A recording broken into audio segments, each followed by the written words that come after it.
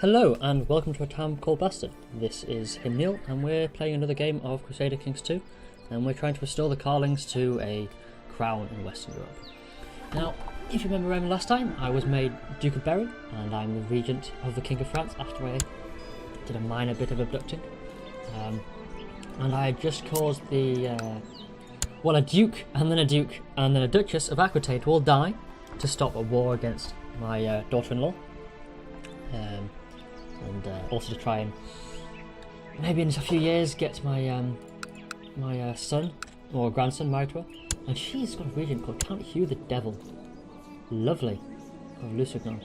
Lusignans later on, I believe they were either kings of Jerusalem or at least they were quite important within the Kingdom of Jerusalem in the crusade after the Crusade. I think by the time of the Fourth Crusade they were important. Not that that's relevant to us right now. The duchy here is quite powerful. They're always going to be quite dangerous rulers of Aquitaine, so it's better have it on my side. The later kings of England, the Plantagenets, I can never remember how to pronounce that, who were dukes of Anjou and Normandy and Aquitaine. They were why things like the 100 Years' Wars happened, because as you can see, if you control all of that and Normandy and Anjou, and I think they controlled Brittany as well, if I remember correctly, that makes them quite dangerous landowners within France. It's why they tried to, using various pretexts, take the Kingdom of France itself. So it's a very, very powerful bit of land, and lots of it quite fertile. The Moors actually, during the time of, I think it was during the time of Charlemagne, actually got so far as Aquitaine. There was quite big battles around here, which is amazing to think. Over the course of the Middle Ages, the entire of Spain, with Portugal and crowns of Castile and Aragon and so forth, eventually becoming Spain, became entirely Christianized. When they were so close, actually, to invading large parts of France, really. Brittany, in fact, was made, I think, because of the either because of the wars against the Moors, or as a sort of bribe for it, the Duke of Brittany was made a king, or as his kingdom was recognised by, I think it was either Charlemagne or one of the kings of the Franks, before eventually resorting back to being a duke. More well-seasoned players may notice that he's called Duke, despite being a Breton. In the base game of Crusader Kings II these days, I can have you abducted. The base game of Crusader Kings II these days, all Bretons are called kings when they're independent dukes. The same is true for Irish dukes, they're all called kings. Welsh dukes, they're called kings. And Scottish dukes, they're called kings. And also Norse and various other ones. No, Scottish ones aren't, apparently. I think that's just a typo. He should be called a king because he's called Petty King of the Isles there. And in the base game, Bretons are called kings when they're independent dukes. I've actually reversed that just as a slight, very, very slight mini-mod for me.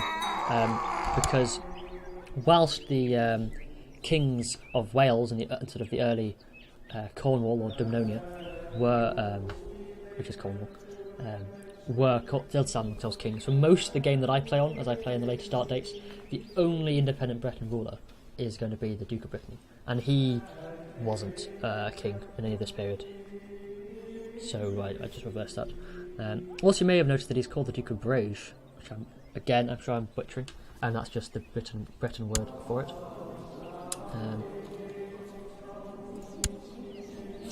And my daughter's husband has died, so I'm going to marry her off to now.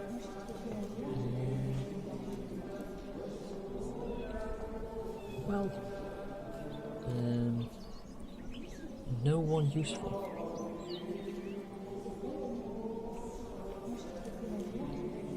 Interestingly, Harold, Prince of England, of Godwin, is England. I can't figure out how to get to him from the screen anymore. Where's Harold? I've lost him. Never mind. You can get lost quite deeply down these plots. And one Prince of England, of Godwin, is heir to the White Company, which is a mercenary company. So he's gone off the beaten track. I'm just going to marry him as any good feudal ruler would to a duke somewhere. Hungarian seems a bit far for my sensibilities. I'm going to marry him to... well, she'll get a claim though, so I don't want to marry her to someone German just in case. But I'll marry her to a Duke of Navarra. That seems relatively safe. I try not to be too gaming with this, but you can marry your daughters off matrilineally to people, which means their sons will inherit and become of their dynasty. But I find that I don't think it really happened that much. The only case I can think of are the House of Percy in Yorkshire.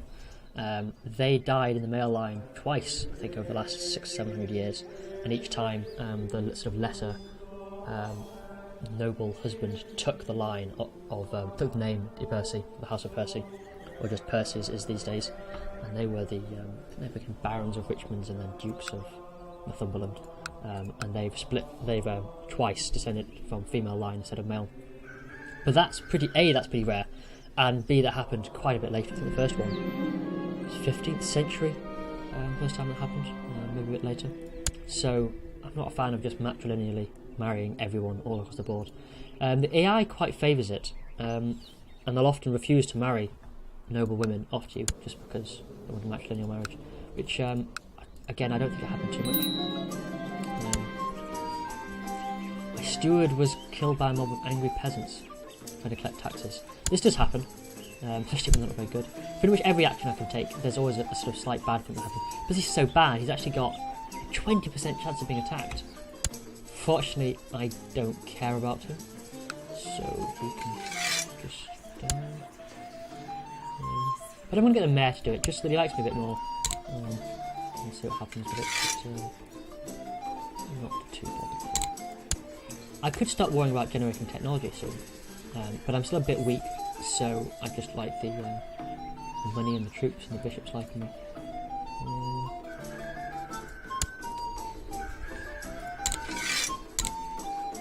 I'm just early in the game I use the bishop ability to improve legislations quite a lot.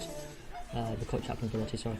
Later on I find I just switch them all towards researching cultural, economic and military tech, just because it gets quite useful at that point if you want to start really separating out how much wealth you are and how much more powerful you are than your neighbours.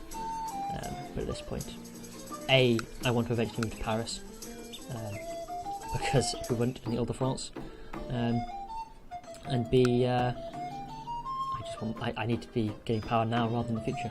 Interestingly, Paris, this sort of county, was known as the Ile-de-France, or I think just because it's sort of Paris is a bit of an island in between all the rivers. And France, if I remember correctly, vaguely takes its name from this Ile-de-France. The original kings, the original Capetian kings, were just kings of this little area here, and they steadily sort of spread their power out. Don't really care about killing the Prince of France.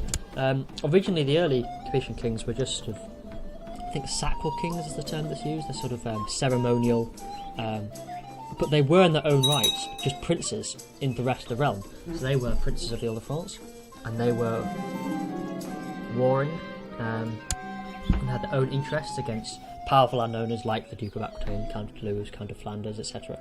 And then over the course of the Middle Ages, really, they steadily spread their power. They owned a considerable amount within their royal realm of France itself, the royal domain of France, within the overall kingdom. And then after the 100 Years' Wars, the wars with England, they made massive gains, I think, taking much larger parts of France under their dominion more directly, steadily gaining more and more absolute power.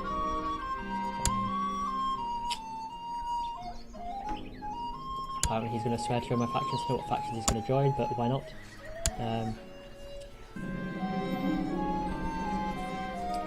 Apparently my king, despite me having imprisoned my king and being the regent, he's still appointing me to scheme in places.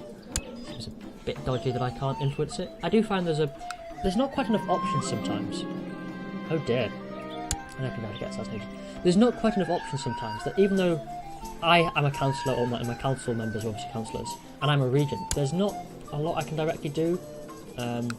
When you're in a regency, sometimes you're limited quite a lot by what you can do. but actually there's not many options on the other side. Being a regent or a councillor, you don't get many proactive things to do. I can't voluntarily choose to not do stuff for my liege. I believe at one point the Crusader Kings II Plus mod made it so that the effectiveness of your councillors, or these people, was effectiveness by the amount they like you in addition to just their stats. Yes, let's have you abducted. And I like that, but I still think there's not quite enough. Ooh, you're imprisoned. I'm going to ransom you, and then I'm going to try. Oh, you can't afford it. When you get some money, I'm going to try to ransom you. And get money. My steward is so bad that he's increasing the rot risk. That's atrocious. Where was I? Sorry. Yes, there's not a lot more I could do. So I can't voluntarily choose to sabotage things. And even though I'm the regent and the spy master, I have to go to Bruges where my liege tells me, even though I could get assassinated. Can't do very much about this. Here's an example of another of the sort of lifestyle traits. Game master. This is because he's a cruiser who plays chess, tabula, and Pashi. I don't know what that one is. All of these different lifestyles each come with their own ones. So, ooh. Now that's interesting. I kind of want to bypass my son entirely. It's going to be interesting. I'm vaguely tempted to try to kill my son. It's just so I go straight for the ransom. Will you let me educate him? No. This is another failure. I can't order my own grandson to be educated by me. Oh well. Still do what I can with it. I find I did have another grandson though. I'll try and spy on the Pathfinders. What I might do, because I'm already damned to sin anyway. Damned to sin. I might plot to assassinate my grandson. Just to, combine tours in the same place. Now, do I need to do that? Because I hold 2 territories, my wife holds a 3rd, and he holds 4. So I wouldn't be able to hold it anyway, actually. No, I won't bother with that. No need. He's now 7 and she's 10. So I need to start getting my act together pretty quickly, or else I'm not going to be able to marry her to the Duchess of Aquitaine. Of course, I can just keep killing off the husbands of the Duchess of Aquitaine. Let's see how things go. In fact, I'm going to stop spying on the Duke of Flanders. And I'm going to try and kill off this boy, Henry de Bourgogne. The reason being... Oh, actually, I'll keep doing that anyway. The reason being that this Duke is going to die in my prison, most likely. And even if he doesn't, his wife is about to stop being fertile. So he's not going to have any sons, which means his brother, Robert, is going to inherit. And his brother only has 1 son. I don't really need to kill him. I just want his money. No. So his brother will inherit, and then hopefully I can make it so that her daughter inherits, and I have a backup. So that if I can't marry my grandson to the Duchess of Aquitaine, I can at least marry her to the Duchess of Burgundy. So we'll see how that goes. It's an interesting one. My steward isn't doing a great job of fabricating. He's a secret life as a prostitute in a brothel in Sluice. Nice. Let's go with that. Yeah, I'm not doing a very good job in fabricating this claim on Brittany. Bertrand de Toulouse? Who is Bertrand de Toulouse?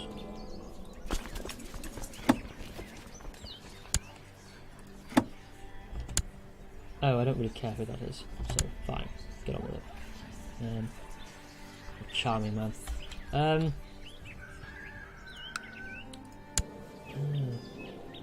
Having said that though, as a Grand Duke, which my grandson would be, he could hold yet another piece of land. I'm not going to risk it for now. I'll, just in case. Just in case.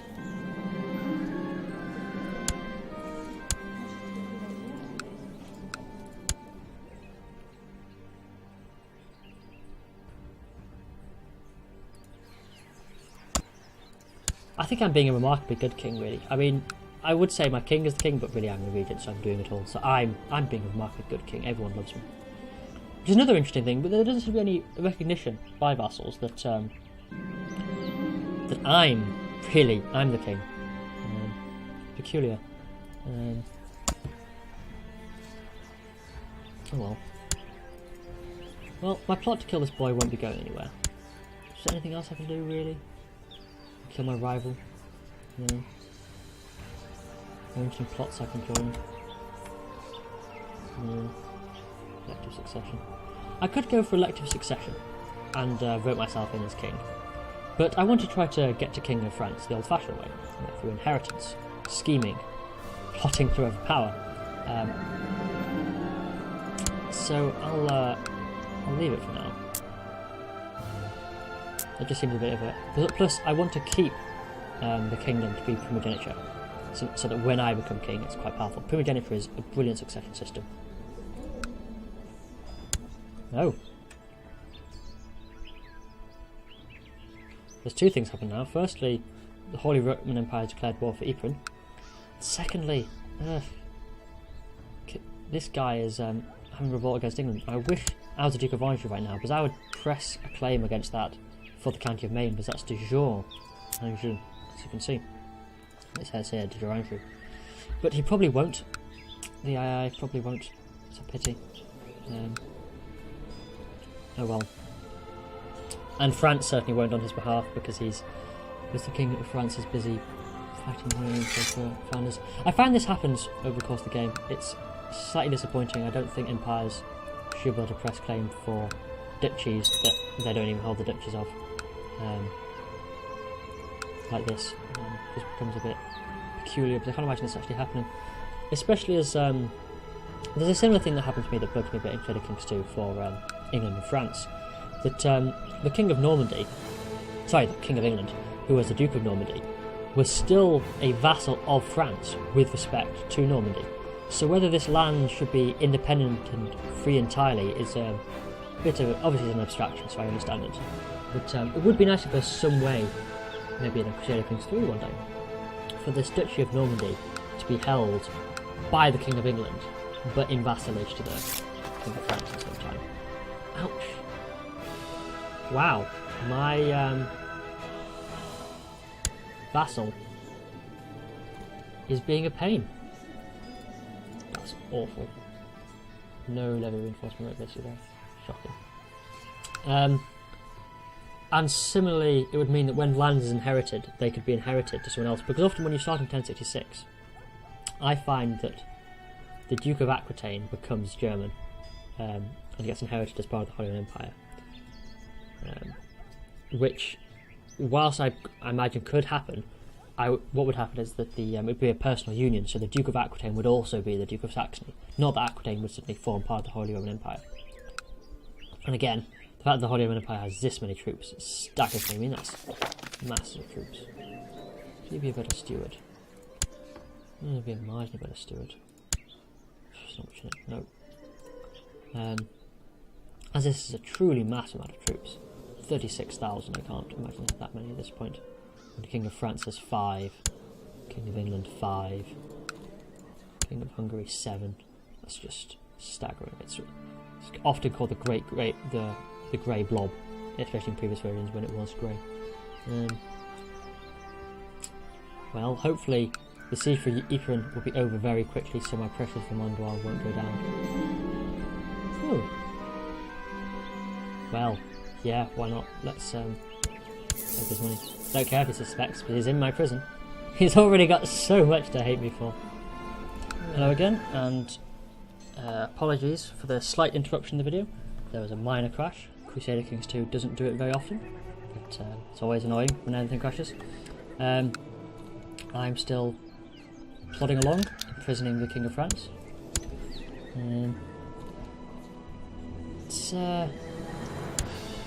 I'm just hoping I don't... I think I'm leading an army somewhere. Where am I?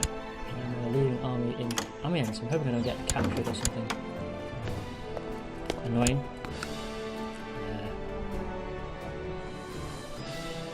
this battle, because it does tend to happen. You fight in battles and you can die, you can get captured, you can get wounded, maimed, you can become brave, and all kinds of interesting things. The traits influence how likely these things are to happen. Oh no, Equin's gone.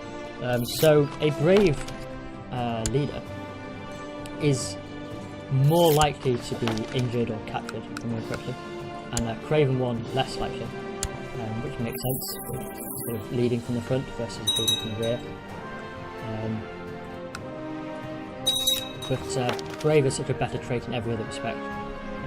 Makes your vassals love you, so it's always worth taking. And the steward of Berry still. The mayor will dislike me, but I no longer have to worry about elective succession, so screw it. Yep, go for it. Anything for that imbecile who makes the peasants hate him to stop being my steward. And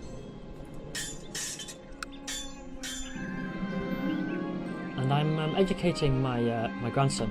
I took the advantage as I crashed to go in and educate him, change the save file to allow me to educate him. As I said, it's I find it a bit peculiar that I can't exert any influence over my grandson, or that my son can't either. So I've decided that I'm going to teach him. It also gives me an opportunity to show people the ward mechanics, because as he is my ward, sorry, as I'm educating him, I'm his guardian, I get these kind of events. He's emerged from a dungeon covered in grime, and I have the choice of what thing to do with him. If I was cruel, or something like that, or an impaler, I'd get a different option here that would make him follow suit. But as I'm none of those things, I can make him kind, patient, or brave. And he's kind, which is alright, but I would have liked that nice brave trait. Kind makes him a bit soft, not much intrigue. Oh well, we'll get there. I wasn't very good with intrigue when I started Count Herbert of Mandois, but now look at him. Duke of Berry, Scourge of France. Charming man. I'd like to meet him on a dark night, or on any night really. Probably knife me in the back. Despite being lustful, I don't seem to be doing much about it though. Still only had these two children, and Felix Adele. We both must be dying soon, because I'm 62. My wife's 54. So hopefully soon I'll be Duke Ayud's Karling, and I'll get rid of the stain of tyranny. So I might as well kill off everyone I can in the meantime. Oh good, I've stopped a faction. So he has too many daughters. Where is it? I can ransom him off now. I might try and off him with a bit of spine. Try and get those daughters in play, in case the Duchess of Aquitaine goes elsewhere.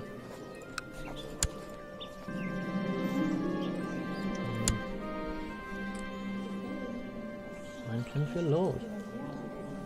Elfland. Well, I can't see what would go wrong. Well, I could become kind, I suppose. I've just freed someone from prison and stopped my murdering ways, and I've taught my grandson to be kind. So I think I will be kind and gentle to this madman who has found his way to my realm from Elfland. Not too kind, you understand? Not too kind. Now here I have another option. It's been a few years, so I can centralise my realm further, increasing my domain size and increasing my vassal limit. Again, I don't think I'm in danger of hitting my vassal limit anytime soon, so I'm just going to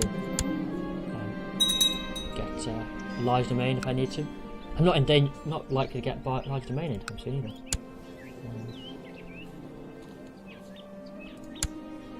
Another grandson, so his heir's the count. I might just start offing some of my grandsons, but I don't really have a need to. I hope that large domain size will come in handy. Should I take Brittany, or any other land within France for that matter? Brittany's a nice bit of land. I don't think I'd be able to rule it as well as he is, because he's Breton and I'd get fewer, and they're of a Celtic subculture, so I'd get fewer troops from them. Not directly because they're of a different culture subgroup, more because as a different culture group, their vassals, their lords, are probably less likely to like them as much. So this minor different culture group penalty. It's always easy to rule these lands here in France, then I'd have the same trouble with Aquitaine. They're all Occitan, so I won't be able to rule them very well either. I do apologise to any French people here whose words I'm butchering, but it's the price one must pay. I try vaguely at least.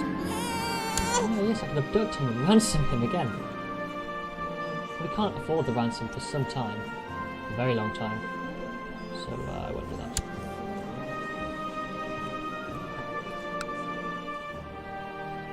I'm just going to keep on my beautiful land. This English revolt is still going.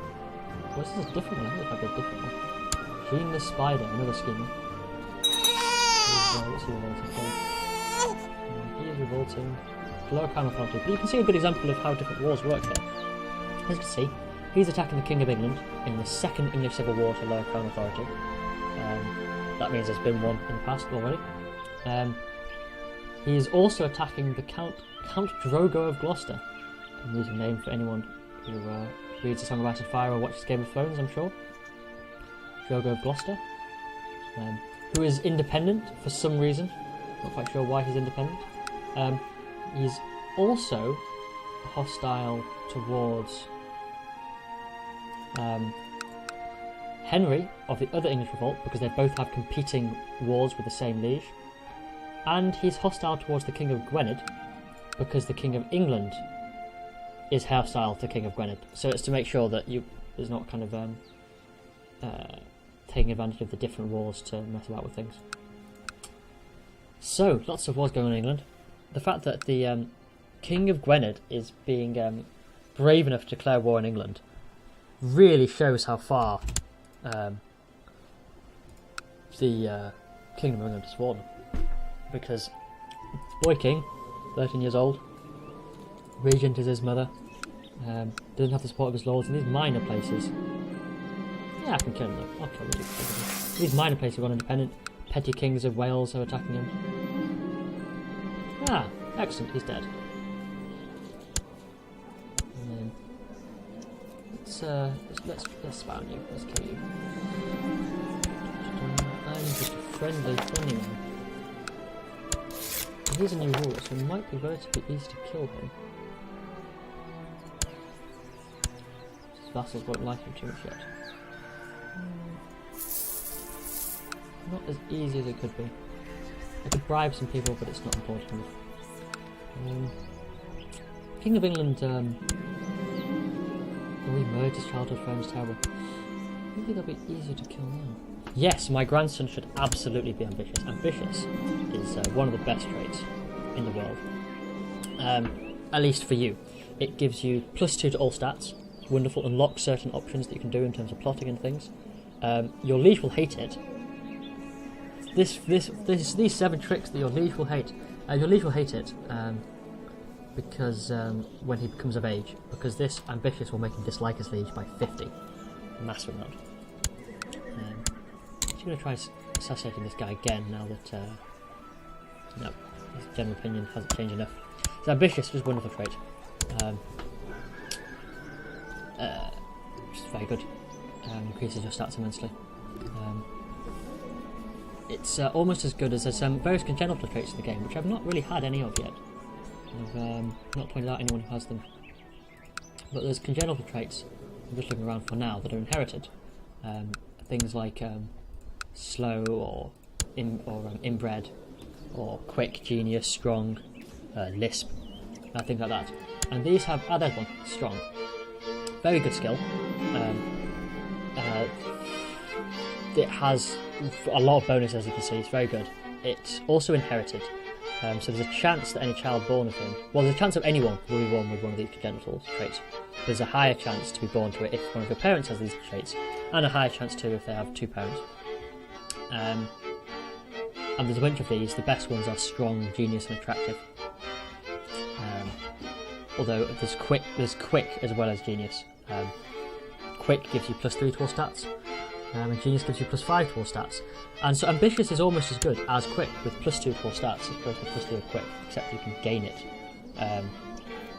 It's just a wonderful trait. I love it. So I'm always going to opt to get my vassal to get it, my grandson to have it whenever I can. Well, that's wonderful. Well, on that auspicious moment, I'm going to say goodbye to you all. This does tend to happen in Crusader Kings. There's long periods of nothing, and then peaks of activity. There's hopefully next time I'll finally die at the age of 64, and I'll be my son, Eudes. And really, hopefully he'll die off pretty quickly as well, because it'd be much more interesting playing the Duke of Orange with this dynastic succession I've set up for ages. So I really would like to marry him off to someone. Well, goodbye everyone, and I'll see you next time.